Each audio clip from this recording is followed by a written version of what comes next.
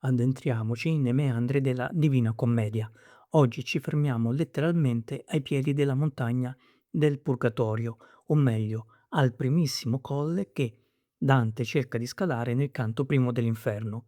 Il corto andar, il percorso diretto, il sentiero più veloce alla via della salvezza. Il sentiero che porta al Belmonte. Dante personaggio è appena uscito dalla selva oscura. Dopo aver ripreso il fiato, guarda in alto e comincia a salire la china.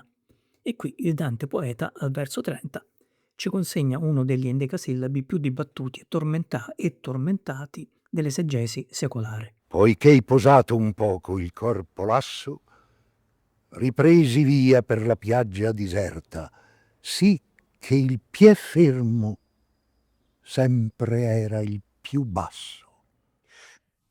Tanto premesso, non ci avventureremo fra le sottili e spericolate interpretazioni che, collazionando testi di almeno 3 santi esperti in podologia mistica, gli specialisti spillano dal verso che sembra indicare la fatica con cui Dante, claudicando in falsopiano, tenta di guadagnare le falde del colle inaccessibile, sì che il pie fermo sempre era il più basso.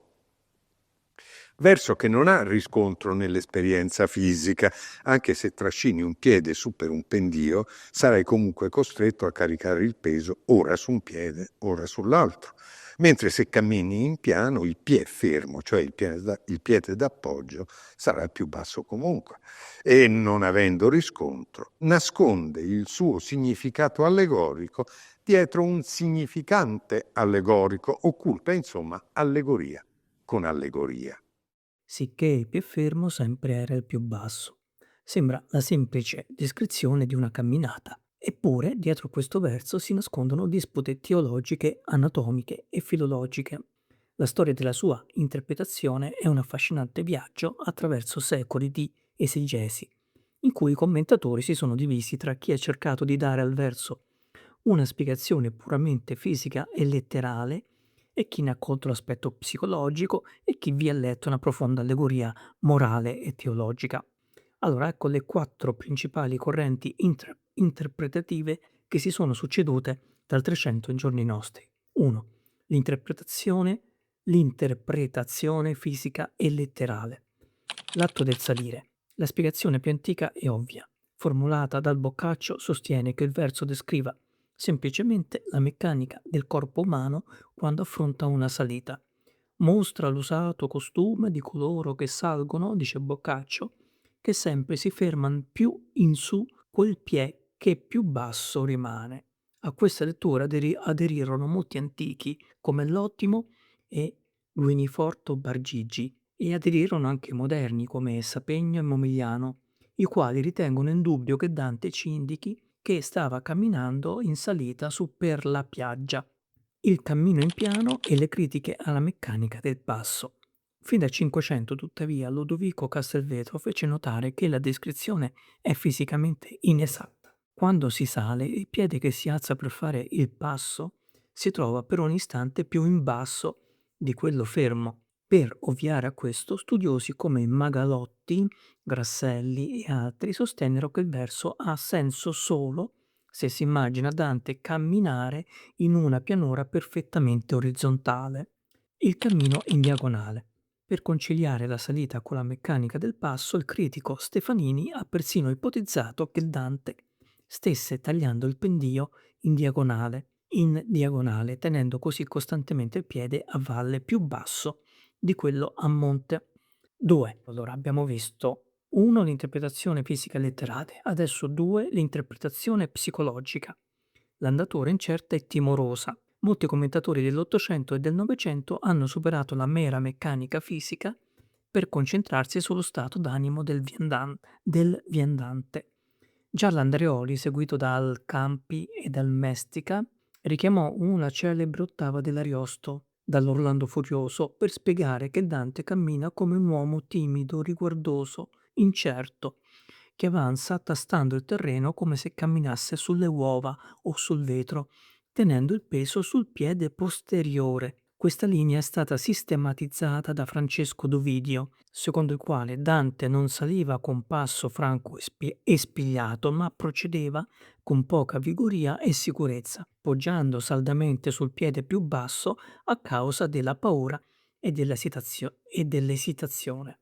Quindi allora abbiamo visto 1 l'interpretazione fisica e letterale, 2 l'interpretazione psicologica, ora 3 l'interpretazione morale e allegorica, i piedi dell'anima. Per i commentatori trecenteschi e per i maggiori filologi moderni fermarsi al senso letterale significa perdere il vero messaggio del poema.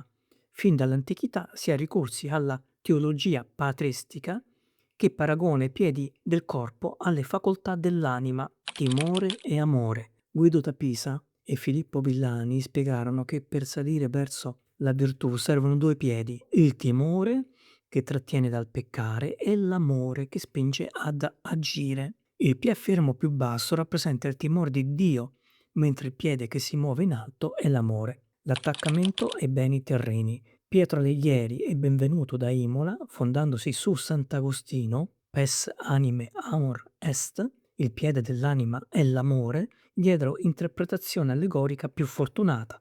L'uomo ha un affetto razionale verso i beni celesti e uno sensuale verso le cose terrene. In Dante, appena uscito dalla selva del peccato, il piede inferiore, cioè l'amore per i beni terreni, era ancora il più saldo e il più forte, impedendogli una salita spedita. Allora, quindi abbiamo visto le prime 3 interpretazioni, quella fisica e letterale, quella psicologica, quella testé menzionata morale e allegorica, e andiamo all'ultima. 4. La sintesi moderna, la teoria dell'Homo Claudus. Nel 1959 lo studioso americano John Freccero ha unito le fonti teologiche, San Bonaventura, Alberto Magno, fornendo la spiegazione oggi più accreditata nei commenti accademici, come Singleton, Mazzoni, Hollander, Chiavacci Leonardi. Secondo la filosofia scolastica, l'anima ha 2 piedi, l'intelletto, il piede destro deputato al movimento, e la volontà affetto, il piede sinistro considerato il pes firmior, quello che sta fermo e regge il peso. A causa del peccato originale, l'intelletto umano è ferito dall'ignoranza, ma la volontà è ferita gravemente dalla concupiscenza. Dante in questo primo canto rappresenta l'Homo Claudus, l'uomo zoppicante. Il suo intelletto, piede destro, vede la luce del colle e cerca di avanzare, ma la sua volontà, piede sinistro, il piè fermo, ancora gravata dal peso dei vecchi peccati e dall'attrazione per la terra, lo trattiene in basso. In conclusione, quello che ad una prima lettura può apparire come un goffo o superfluo dettaglio fisico, un verso alquanto infelice per il senso letterale, nasconde in realtà la profonda condizione teologica ed esistenziale di un uomo la cui mente anela alla salvezza, ma la cui volontà è ancora zoppicante e prigioniera del male.